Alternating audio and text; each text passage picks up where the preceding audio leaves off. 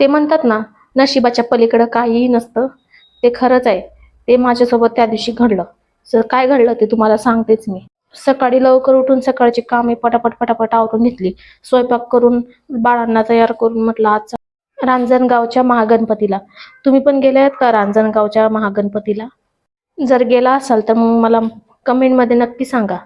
खरं तर मी खूप खुश होते, कारण का आज मी अष्टविनायकातील महागणपतीला थेट दर्शन घेणार होते.